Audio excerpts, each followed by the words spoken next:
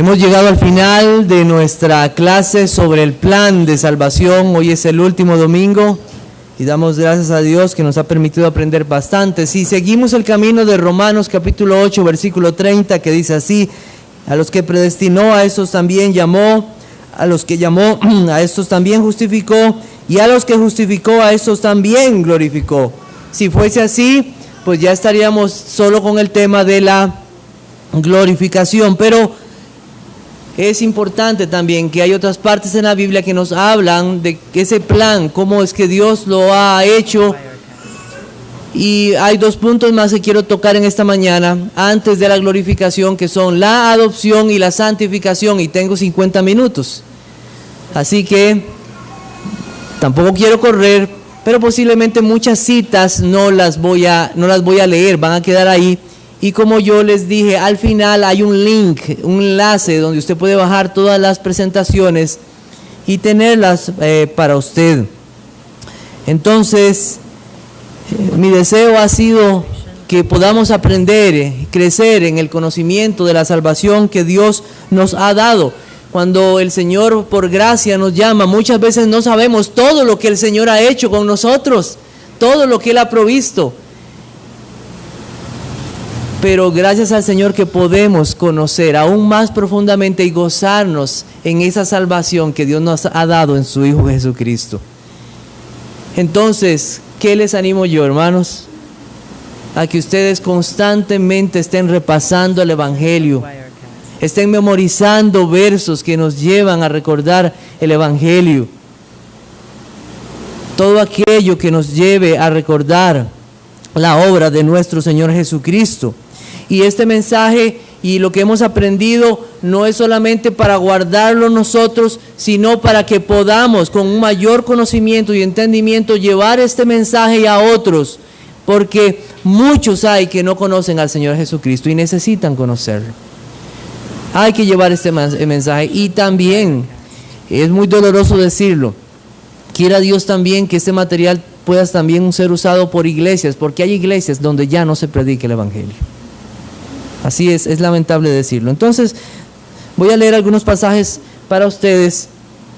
Nuestro primer tema entonces es la adopción, Voy a leer unos pasajes que nos hablan de esto. Dice Juan 1:12: mas a todos los que le recibieron, a los que creen en su nombre, les dio potestad de ser hechos hijos de Dios. Y quiero leer el 13: los cuales no son engendrados de sangre, ni de voluntad de carne, ni de voluntad de varón, sino de Dios. Gálatas 3:26: pues todos sois hijos de Dios por la fe en Cristo Jesús. Gálatas 4:5: para que redimiese a los que estaban bajo la ley, a fin de que recibiésemos la adopción de hijos. Primera de Juan 3:1: mirad cuál amor nos ha dado el Padre, para que seamos llamados hijos de Dios. Por esto el mundo no nos conoce, porque no le conoció a Él. ¿Qué es la adopción? La adopción es un privilegio que se da a los creyentes, y podemos definirlo como el acto de Dios en el cual Él nos hace miembros de su familia. Esto significa que aquellos que han sido predestinados desde la eternidad, aquellos que Él ha llamado, aquellos que Él ha regenerado, aquellos que Él ha justificado, los hace sus hijos. Nosotros no venimos a ser participantes de la adopción hasta el momento en que por la fe y el arrepentimiento llegamos a los pies de nuestro Señor. Y esto es importante porque la Biblia no dice que nosotros entramos a este mundo siendo hijos de Dios, sino totalmente lo contrario. Aunque en la eternidad Dios nos llama hijos, pero no significa que entramos a este mundo nosotros siendo hijos de Dios. La Biblia dice en Efesios capítulo 2 versículos 1 al 3: y Él os dio vida a vosotros cuando estaban muertos en delitos y pecados, en los cuales anduvisteis en otro tiempo, siguiendo la corriente de este mundo, conforme al príncipe de la potestad del aire, el espíritu que ahora opera en los hijos de desobediencia, en los cuales también todos nosotros vivimos, dice Pablo. Todos nosotros, o sea, él se está incluyendo y está diciendo todos, toda la humanidad. No hay nadie que haya entrado como un hijo de Dios, sino entramos como hijos de desobediencia.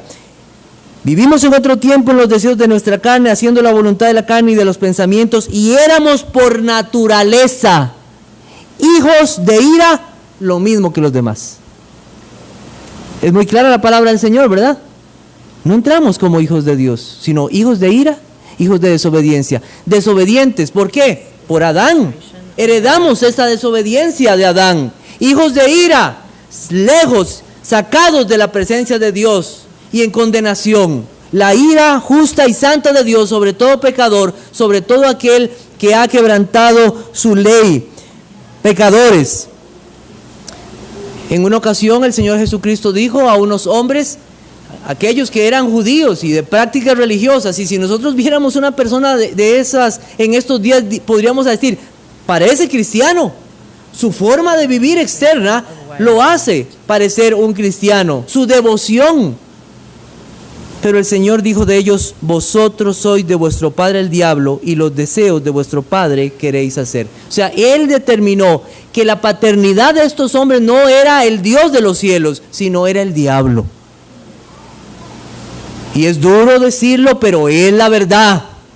Es mejor que nos digan esto, que nos engañen, y que nos digan que todos pertenecemos a Dios y que somos hijos de Él. No. Vosotros sois de vuestro padre el diablo, que los deseos de vuestro padre queréis hacer. Y hasta que Dios no haga una obra en nuestros corazones y cambie nuestros deseos, no somos hijos de Dios. Entonces, podemos entender que hay una paternidad y podemos entenderla en dos partes. Entonces, ¿cómo una persona puede llegar a ser parte de la familia de Dios? La Biblia habla de una paternidad universal. Malaquías capítulo 2, versículo 10 es un pasaje que nos hace referencia a esa paternidad universal, hablando de Él como creador de todos los hombres. De hecho, nos movemos, existimos y somos por Dios, seamos creyentes o sean impíos o sea el que sea. O sea, en ese sentido podemos hablar de una paternidad de Dios. Pero hay que entender algo. Esa paternidad como criaturas de Dios no nos da derecho para poder llamar a Dios Padre en el sentido espiritual. Y no somos poseedores de los privilegios que solo Dios da a aquellos que ha justificado. ¿Cuándo se perdió la paternidad con Dios? El día en que el hombre pecó. Ese día se perdió, lejos, sacados de la presencia de Dios. Y solamente por la promesa del Hijo es que puede haber reconciliación. Y entonces el otro sentido que tenemos es la paternidad particular, que es aquella que Dios da a sus hijos y a los que le reciben a su Hijo, que está en primera de Juan capítulo 1, capítulo 1, versículos 12 y 13. Mas a todos los que le recibieron. Y vea qué interesante, que a veces la persona dice, es que yo le acepté. No, la Biblia dice los que le recibieron, porque es algo que se recibe. A los que creen en su nombre, les dio potestad de ser hechos hijos de Dios. Y el versículo que sigue es muy importante, porque no depende de nosotros, no es por familia, es de Dios. Son engendrados de Dios. Es voluntad de Dios lo que nos dice este pasaje. Entonces, la adopción tiene que ver con la paternidad de Dios en relación con los suyos. Son partícipes de esa adopción.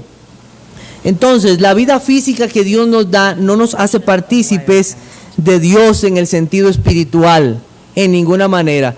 Entonces, cuando escuchemos a personas que dicen, es que todos somos hijos de Dios, creo que hay un muy mal entendimiento y un engaño de estas cosas. Y con amor y bondad y misericordia debemos de hacerle ver que no es así, que no es así.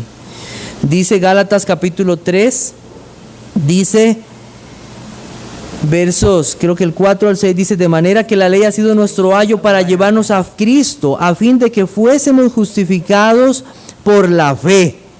Pero venida la fe ya no estamos bajo ayo, pues todos sois hijos de Dios por la fe en Cristo Jesús. Solamente por la fe en Cristo Jesús es que alguien puede pertenecer a la familia de Dios. De otro modo no puede ser. Entonces los que son llamados, regenerados, se les da fe y arrepentimiento para creer, y estos son hijos de Dios. Y es un acto de Dios y no de los hombres. No de los hombres. Entonces, para aclarar un punto importante en esto, nosotros somos hijos adoptados. Hijos adoptados. Pero hay uno que no es adoptado. Es el Hijo Eterno. Él es Jesucristo. Él es. Y su relación con el Padre es muy diferente de la que nosotros como seres humanos tenemos con Dios como nuestro Padre. De hecho, Jesucristo, cuando enseñó esa oración del Padre Nuestro, ustedes van a orar así. Ustedes van a orar así. Es una relación eterna, es una relación perfecta, es una relación gozosa, santa, de perfecta unidad, una relación única. Cristo dijo lo siguiente en Juan 20:17: no me toques porque aún no he subido a mi Padre, mas he venido a mis hermanos y diles: subo a mi Padre y a vuestro Padre, a mi Dios y a vuestro Dios. ¿Ven la diferencia? Es una relación diferente. Cristo es el Hijo eterno, eternamente engendrado del Padre, y es un misterio de la Trinidad que nosotros aceptamos y creemos por fe. No hay más allá. No hay más allá. Pero en la misericordia de Dios, en la misericordia de Dios, en la misericordia del Señor, nosotros leemos palabras tan hermosas como las que están en Hebreos capítulo 2, versículo 12. Palabras hermosas. ¿Por qué? Porque Cristo se ha identificado de tal modo con aquellos por los cuales pagó un precio que nos llama hermanos. Porque el que santifica y los que son santificados de uno son todos, por lo cual no se avergüenza de llamarlos hermanos, diciendo: anunciaré a mis hermanos tu nombre, en medio de la congregación te alabaré, y otra vez yo confiaré en él, y de nuevo, he aquí yo y los hijos que Dios me ha dado.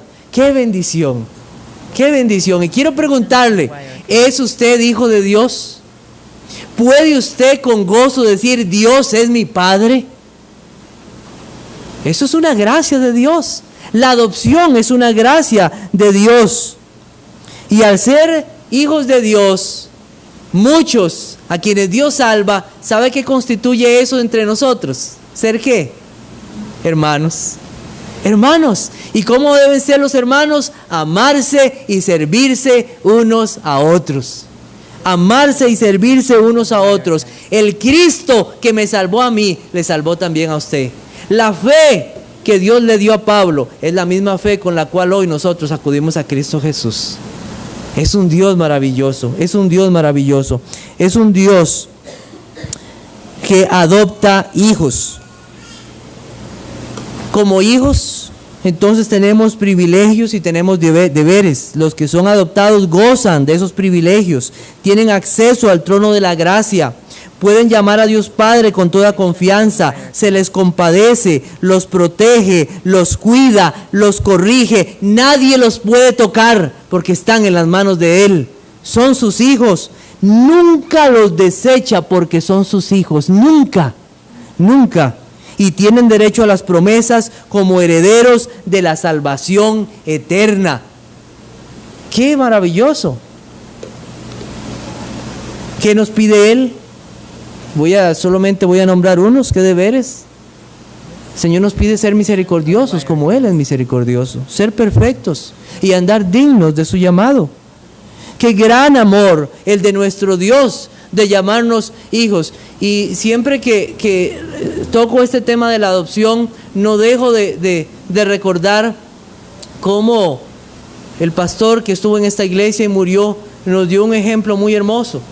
Él nos recordaba que la mayoría de nosotros, o la mayoría de las personas que tratan de adoptar un niño o una niña, cuando van a algún lugar de estos, buscan un niño que no tenga antecedentes familiares como peligrosos, o algo ahí que salga, ¿verdad?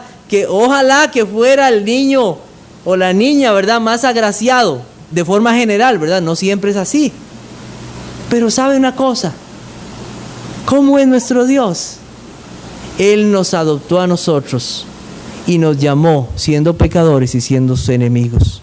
En nuestros delitos y pecados, sucios, corruptos, y el Señor nos buscó, nos llamó, nos regeneró, nos justificó y nos adoptó por hijos. ¡Qué gran misericordia de Dios! Uno no debe de dejar de asombrarse de la maravilla del amor de Dios y de su misericordia para con nosotros. Con respecto a esto también hay un tema importante, la seguridad de salvación. ¿En qué está asegurada la salvación que Dios nos da? ¿En cuánta fe tengo? ¿En cómo me levanté hoy? ¿En cuántos capítulos leí? Si pude cumplir la hora de oración. Y no estoy diciendo que la devoción no deba ser parte de nuestra vida. Lo que estoy diciendo es que nos asegura la salvación delante de nuestro Dios. En primer lugar, el pacto de gracia. Ese pacto eterno nos asegura salvación. También la obediencia perfecta de Cristo. Ese pacto fue asegurado por la obediencia perfecta de nuestro Señor, tanto en vida como en su muerte. Porque Él lo hizo todo, Él lo pagó todo, Él lo cumplió. No hay nada más que yo pueda agregar a la salvación que Dios da. Es una salvación de eterna redención, dice la Biblia. Pero no solamente dice la Biblia que su Espíritu Santo que Él nos da, dándonos un nuevo corazón y una nueva mente, ese Espíritu Santo da testimonio a nuestro espíritu de que somos hijos de Dios. Yo no puedo decirle a usted que es hijo de Dios. Es un convencimiento que viene a través de las promesas de Dios y de la presencia del Espíritu Santo en nuestros corazones, que nos atestigua de que somos hijos de Dios. ¿Cuántas personas dudan de su salvación? Si Dios le ha hecho buscarle a Él, usted se ha arrepentido de sus pecados, le ha buscado, ha sido cambiada su vida y usted ama al Señor con todas sus fuerzas. Mire, eso solo puede venir de Dios. Hijo de Dios, qué bendición, es una maravilla. Busquemos Romanos capítulo 8, versículos 14 al 17. Les invito a buscar este pasaje. Romanos 8, 14 al 17. Dice, porque todos los que son guiados por el Espíritu de Dios, estos son hijos de Dios. Pues no habéis recibido el espíritu de esclavitud para estar otra vez en temor, sino que habéis recibido el espíritu de adopción por el cual clamamos, Abba Padre. El Espíritu mismo da testimonio a nuestro espíritu de que somos hijos de Dios, y si hijos también herederos. Herederos de Dios y coherederos con Cristo, y si es que padecemos juntamente con Él, para que juntamente con Él seamos glorificados. La promesa de Dios, herederos con Él, hijos suyos. ¡Qué bendición! Seguimos entonces en este plan de salvación, y otra cosa que el Señor ha hecho es la santificación. Y la santificación no es otra cosa que la obra del Espíritu de Dios en nosotros, al ser renovados completamente a la imagen de Dios. Y somos capacitados para ir paulatinamente muriendo al pecado y viviendo a la justicia. Leo dos pasajes para ustedes. Uno está en 2 de Tesalonicenses capítulo 2 versículo 13. Dice así: pero nosotros debemos dar siempre gracias a Dios respecto a vosotros, hermanos amados por el Señor, de que Dios os haya escogido desde el principio para salvación, mediante la santificación por el Espíritu y la fe en la verdad. 1 Corintios 6, 10 al 11. Ni los ladrones, ni los avaros, ni los borrachos, ni los maldicientes, ni los estafadores heredarán el reino de Dios. Y esto erais algunos, mas ya habéis sido lavados, ya habéis sido santificados, ya habéis sido justificados en el nombre del Señor Jesús y por el Espíritu de nuestro Dios. Es la obra del Espíritu de Dios Santo en nuestras vidas que nos aplica esta santificación. La santificación es un concepto que lo vemos tipificado en el Antiguo Testamento de muchas maneras. Nosotros podemos recordar en el templo cómo había vasos o utensilios que eran dedicados, hechos y dedicados solamente para el uso de Dios. Cualquier uso aparte del que ya Dios había predeterminado era hacerlo algo vil, algo sucio. Eran apartados para el Señor. Y ese es el primer sentido cuando nosotros entendemos esa santificación en nosotros, que hemos sido apartados para Dios, pero no deja tampoco el concepto de que somos vasos limpios, personas que han sido lavadas y limpiadas por la obra del Señor Jesucristo. Por medio de la obra de Cristo, de su obediencia perfecta a la cruz, no solo nos perdona los pecados, sino también que nos liberta de la esclavitud, nos da un nuevo corazón, un espíritu nuevo, en virtud de la unión con Cristo. ¿Y cuál es esa unión? Su muerte y su resurrección. Todo aquel que está en Cristo ha sido unido a Cristo en su muerte y en su resurrección. Si no, no ha conocido lo que es la nueva vida en Cristo. No ha conocido.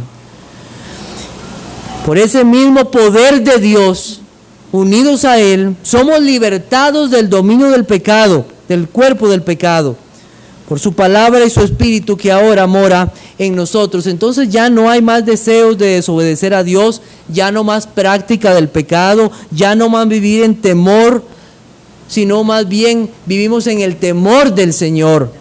Ya no más amar al mundo y las cosas del mundo, porque la Biblia dice: todo aquel que es nacido de Dios no practica el pecado, porque la simiente de Dios permanece en él y no puede pecar. ¿Por qué? Porque es nacido de Dios. Entonces, una nueva vida. Una nueva vida.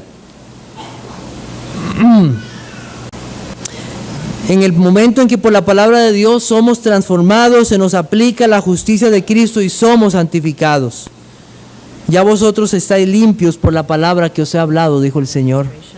Santifícalos en tu verdad, tu palabra es verdad. La palabra de Dios morando en el corazón, en la mente. Segunda de Tesalonicenses 2:13. Pero nosotros debemos dar siempre gracias a Dios respecto a vosotros, hermanos, amados por el Señor, de que Dios os haya escogido desde el principio para salvación, mediante la santificación por el Espíritu y la fe en la verdad. Al darnos Dios un nuevo corazón y una nueva mente, al darnos vida con Cristo, ya en ese momento hemos sido apartados para Dios y hay una ruptura con el pecado. La santificación con Cristo es definitiva en el momento en que somos unidos a Cristo. Una ruptura con el pecado. Una ruptura con toda obediencia al pecado y a prácticas de pecado. Se rompe. Le pertenecemos ahora a Cristo y ahora vivimos para Él. Es una nueva vida. Una nueva vida. Entonces, tenemos promesa de Dios, esa promesa de santificación en Él. La promesa de santificación. Entonces, la santidad que Dios requiere, es una santidad perfecta. ¿Ustedes sabían? Dice la Biblia que sin santidad nadie verá al Señor. ¿Sabe quién nos da esa santidad? Cristo. Solamente en Él. Solamente en Él podemos ser presentados perfectos delante de Dios. Santos, sin mancha, sin mácula. Una iglesia limpia. La Biblia dice que sin santidad, entonces nadie verá al Señor. Y eso debemos tenerlo claro. Es la obra de Dios al unirnos a Cristo. Y debemos ser claros en esto. Cuando el Señor nos promete santificación, no es una especulación. Cuando el Señor nos habla de victoria sobre el pecado, no es una posibilidad, es que hay victoria sobre el pecado. Hay victoria en Cristo. Y hay una ruptura definitiva e inicial. Busquemos Romanos capítulo 6, versículo 6.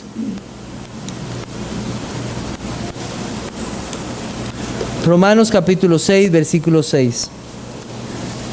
Dice lo siguiente: sabiendo esto, que nuestro viejo hombre fue crucificado juntamente con Él, para que el cuerpo del pecado sea destruido, a fin de que no sirvamos más al pecado.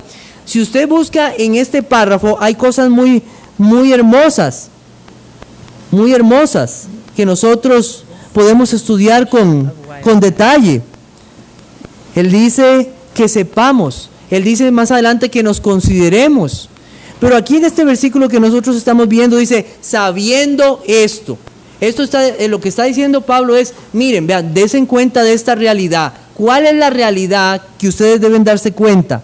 Que nuestro viejo hombre fue crucificado. ¿Y qué pasa cuando es crucificado? ¿Cómo queda? Muerto. Usted ya no puede servir a un muerto. Está muerto. Cristo lo mató. Cristo nos libertó de la esclavitud del pecado. Está muerto, ya usted no puede servirle. Sepan esto, abran sus ojos al poder de Dios. Eso es el poder de Dios. Dar vida. Al ser unidos a Cristo en su muerte y su resurrección por el poder de Dios, el dominio del pecado queda anulado. Ya no le obedecemos, ya no es nuestro amo. El pecado ya no es nuestro rey. ¿Quién es nuestro rey ahora? Jesucristo es nuestro rey. Ya no nos inclinamos a Él, a esos deseos pecaminosos, a esas prácticas, a esos pensamientos que ofenden a Dios. La vida cambia por el poder de Dios. Es un cambio moral y ético en nuestro corazón y en nuestra conducta. Es la operación del Espíritu de Dios en nuestra vida. Y se refleja en cosas como si hay pecados sexuales, quedan atrás, ya no más. Obediencia a Cristo, yo no era obediente, ahora obedezco a Cristo. Hay un cambio en la vida que produce el Señor, una santificación. Ahora yo le pertenezco a Cristo, soy de Él, le pertenezco a Él. Es la obra de nuestro Dios. Es la obra de Él. Entonces, por eso es que podemos buscar pasajes como Efesios capítulo 1, versículo 1. Efesios capítulo 1, versículo 1, y lee lo siguiente. Dice así: Pablo, apóstol de Jesucristo, por la voluntad de Dios, a los santos y fieles en Cristo Jesús que están en Éfeso. ¿Cómo se les llama? Santos. Muy diferente del concepto católico romano, ¿verdad? Ahí en esa iglesia en Éfeso hay santos. ¿Quiénes son? Los que están en ¿quién? En Cristo. Unidos a Cristo. Unidos al Señor. Entonces hay una santificación definitiva en el momento en que somos unidos a Cristo. Cristo vence. Él es el Rey victorioso. Y vence en nuestras vidas. Y nos da un nuevo corazón y nuevos deseos. Perdón. Pero también tenemos la santificación progresiva.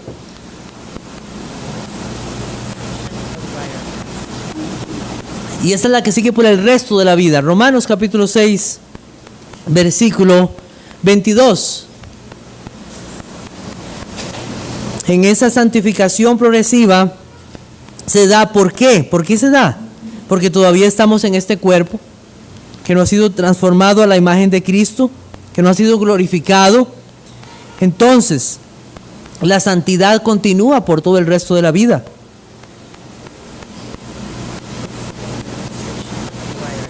Dice Romanos capítulo 6, versículo 22, mas ahora habéis sido libertados del pecado y hechos siervos de Dios. Tenéis como vuestro fruto, vea ese fruto, ¿de qué? De haber sido libertados del pecado. ¿Cuál es el fruto? Santificación. Y como fin, la vida eterna. Entonces, hay que trabajar en la santificación, en el poder del Espíritu de Dios, porque todo viene de Dios y la salvación es de nuestro Dios. Entonces las fuerzas para la santificación en el resto de nuestra vida, ¿de quién vienen? Del Señor que nos ha dado su Espíritu Santo y su palabra. No hay que correr a otro lado ahí. Ya el Señor nos ha dado lo necesario. Segunda de Corintios capítulo 7 versículo 1. Dice, así que, amados, puesto que tenemos tales promesas, limpiémonos de toda contaminación de carne y de espíritu, perfeccionando la santidad en el temor de Dios. Y qué importante es el temer a Dios. El temer a Dios lo da a Él cuando nos regenera. Él pone su temor en nuestros corazones, porque las personas sin Cristo viven sin temor delante del Señor. Pero el que está en Cristo, se deleita en el temor del Señor. Se deleita en el temor del Señor. El principio de la sabiduría es el temor a Dios, y Cristo ha sido sabiduría para nosotros. Entonces, temer a Dios. ¿Teme usted a Dios? Y es algo de estudiar lo que significa esto. No solamente es una reverencia, es amor, es adoración, es servicio, y es temblar también ante Él. Es temblar delante de Él. Entonces en el cristiano que ha sido santificado, continúa en una vida que desea ser agradable a Dios, digno del evangelio que ha recibido por el Espíritu Santo, por la palabra de Dios, y lucha contra el pecado. Lucha contra el pecado. Y el Señor nos ha dado las armas. En Efesios capítulo 6, el Señor da a su pueblo la armadura de Dios para luchar también contra las acechanzas del enemigo. Y cuando ya tiene lista toda la armadura, sale corriendo, no se arrodilla y ora. Y pide al Señor fuerzas.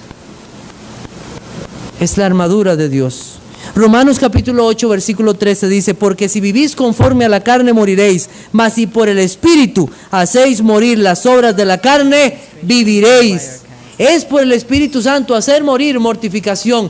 Si usted quiere saber más de esto, le recomiendo un libro que se llama La mortificación del pecado, por John Owen.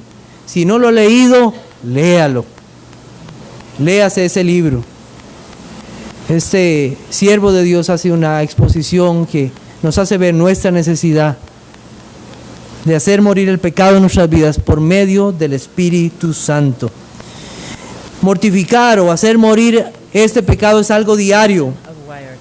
El yo se levanta todos los días en la mañana. Todos los días en la mañana se levanta. El pecado no deja de ser pecado por el hecho de estar en un creyente. No deja de ser pecado. El pecado sigue siendo pecado. Y solo por la gracia de Dios somos libres de la ira y la condenación. Pero el pecado sigue siendo pecado y es ofensivo a Dios. ¿Cuál es el llamado? ¿Cuál es el llamado? El llamado es a no pecar contra Dios. Hijitos míos, estas cosas os escribo para que no pequéis. Y si alguno hubiere pecado, abogado tenemos para con el Padre, ¿a quién? A Jesucristo el justo. Pero el llamado es a no pecar contra Dios, no hacerlo. Es una lucha diaria, es una lucha en las fuerzas de Dios. Y podemos decir que el que está unido a Cristo verdaderamente puede tener confianza de luchar efectivamente contra el pecado y vencer, porque Cristo está en él, por las fuerzas que el Señor nos da. Por tanto, amados míos, como siempre habéis obedecido, no en mi presencia solamente, sino mucho más ahora en mi ausencia, ocupaos en vuestra salvación con temor y temblor, porque Dios es el que produce así el querer como el hacer por su buena voluntad. Filipenses capítulo 1. Es Dios. Entonces Dios nos manda a hacer esto.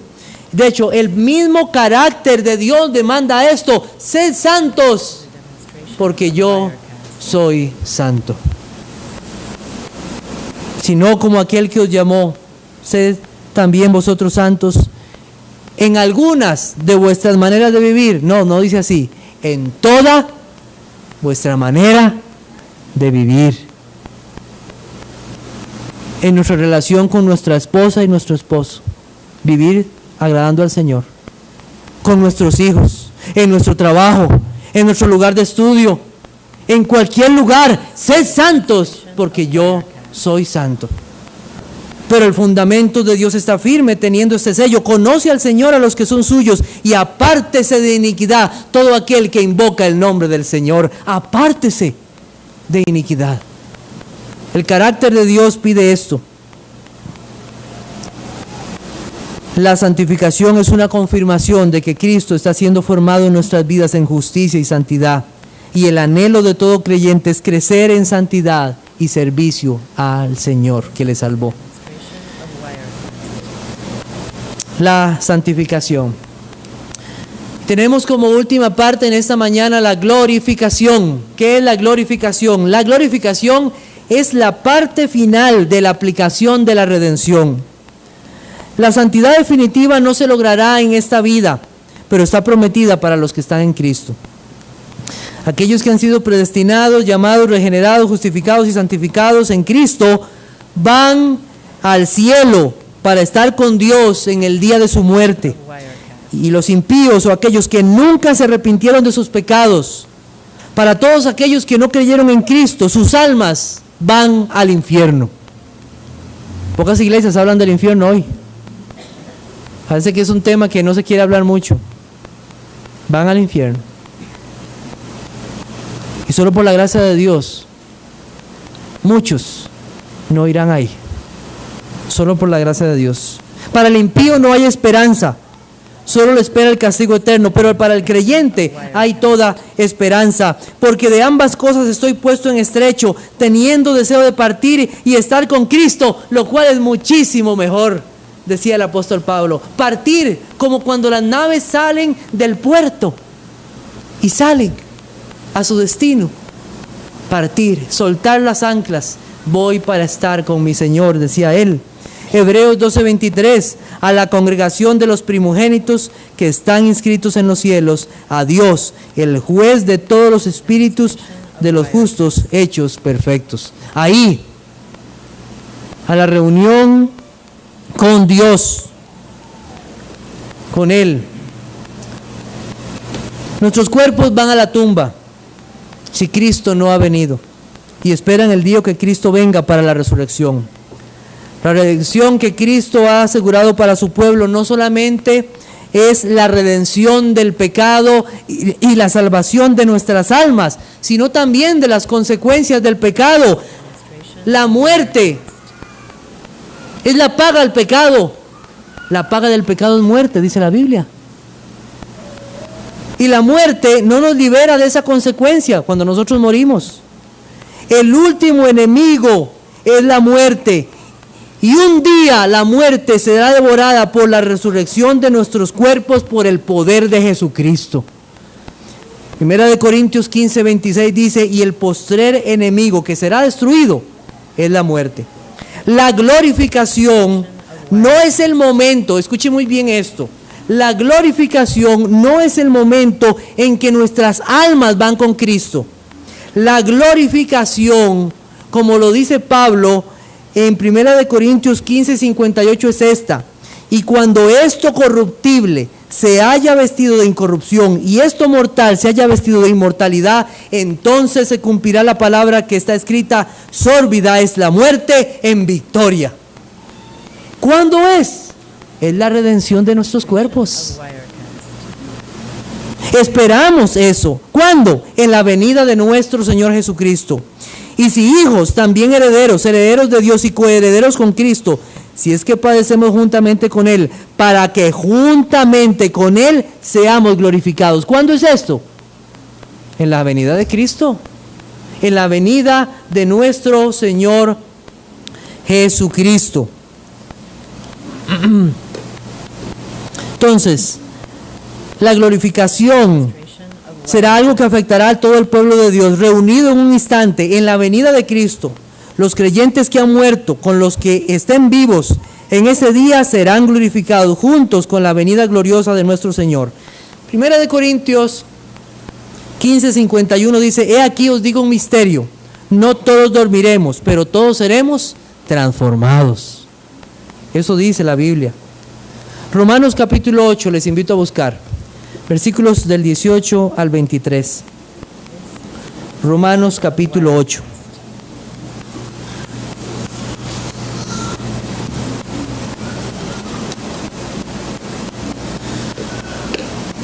Dice así, del 18 al 23. Pero tengo por cierto que las aflicciones del tiempo presente no son comparables con la gloria venidera que en nosotros ha de manifestarse. Porque el anhelo ardiente de la creación es el aguardar la manifestación de los hijos de Dios. Porque la creación fue sujeta a vanidad, no por propia voluntad, sino por causa del que la sujetó en esperanza. Porque también la creación misma será libertada a la esclavitud, de la esclavitud de corrupción, a la libertad gloriosa de los hijos de Dios. Porque sabemos que toda la creación gime a una y aún está con dolores de parto hasta ahora. Y no solo ella, sino que también nosotros mismos, que tenemos las primicias del Espíritu, nosotros también gemimos dentro de nosotros mismos, esperando la adopción, la redención ¿de qué? De nuestro cuerpo. Esa es la glorificación, esa es la gloria de la cual nos habla el versículo 21. Dice la Biblia lo siguiente, en 1 de Juan 3:2, ahora somos hijos de Dios y aún no se ha manifestado lo que hemos de ser, pero cuando Él se manifieste, seremos semejantes a Él, porque le veremos tal como Él es.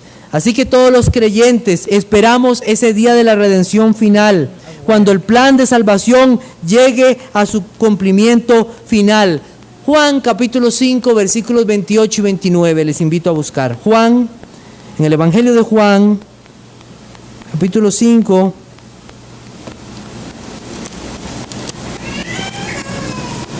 versículos 28 y 29.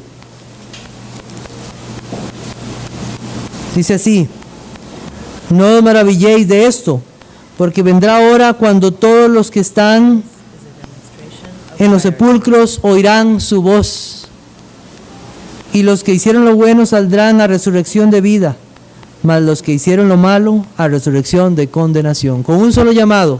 ¿Cuántas resurrecciones? Una. Unos para vida y otros para muerte eterna. Entonces, ¿qué pasará con los hijos de ira? Sus cuerpos serán resucitados, serán unidos a sus almas. ¿Y a dónde van? Al infierno. Ya sus almas están en el infierno, pero ahora en cuerpo y alma al infierno.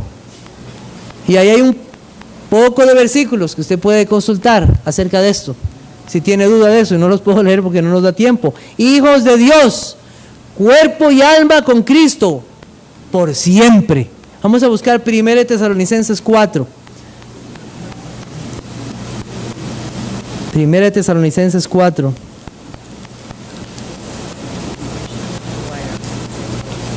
Versículos 16 al 18.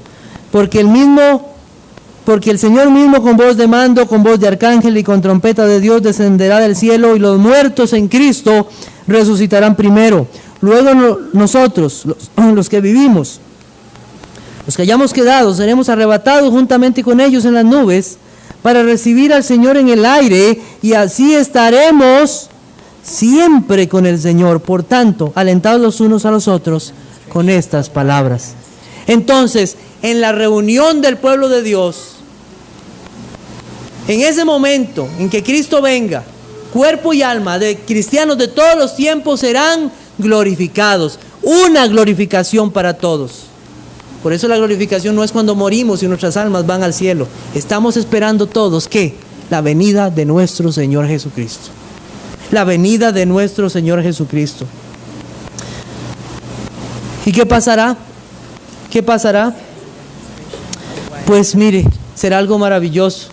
Para los creyentes es algo maravilloso. Es un cuerpo glorioso, sin los efectos del pecado, ni dolor. Usted hoy viene aquí con dolor, tal vez un dolor de cabeza, un dolor de espalda ahí. Tal vez hay una preocupación en su corazón, tal vez una enfermedad. En ese día ya no más. Ni muerte, ni llanto, ni tristeza, ni enfermedad, ni hambre, ni aflicción, ni cansancio, para escuchar y disfrutar y servir por la eternidad a nuestro Dios, el cual transformará el cuerpo de la humillación nuestra para que sea semejante al cuerpo de la gloria suya, por el poder con el cual puede también sujetar a sí mismo todas las cosas. Qué maravilloso ese día. En 1 Corintios 15 no lo vamos a ver, pero hay todo un contraste entre Adán, alma viviente, en el cual estamos, terrenal, corruptible, en deshonra, en debilidad, pero el cuerpo, el postrer Adán en Cristo, espíritu vivificante, celestial, incorruptible, glorioso y en poder. Eso es lo que espera a los hijos de Dios. ¡Qué esperanza! Todos unidos, un día estaremos reunidos delante del Señor. A veces nosotros vemos hermanos tristes que están sufriendo por diferentes causas. Y el apóstol Pablo nos dice: alentaos los unos a los otros con estas palabras. Aliente a su hermano con estas palabras. Esperamos la venida de Cristo. Todo será diferente. Todo cambiará. Él transformará este cuerpo. Él quitará todo dolor, toda lucha con el pecado ya no estará. Cuando llegamos a la ancianidad y tienen todos esos problemas de ¿y ahora qué? Mire, pronto Cristo y Él quitará todo esto y ya no más, ya no más. ¡Qué gloria! Cristo vendrá en gloria, la manifestación de la gloria de Dios, de nuestro Señor y Salvador Jesucristo vendrá un día. Él vendrá.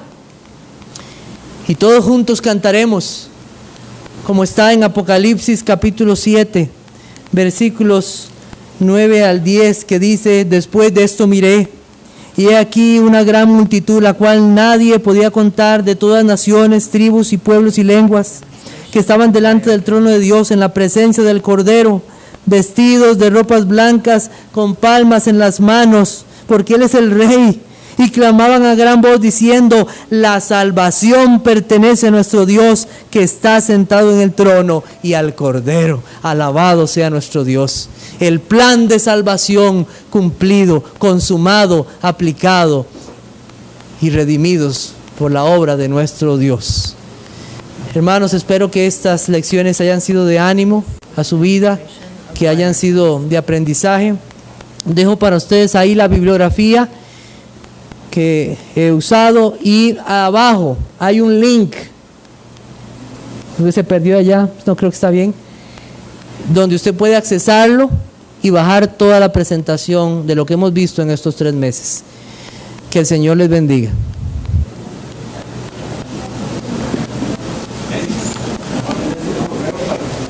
Si alguien necesita, sí, podemos publicarlo en la página, o me piden el correo y yo mucho gusto se lo envío.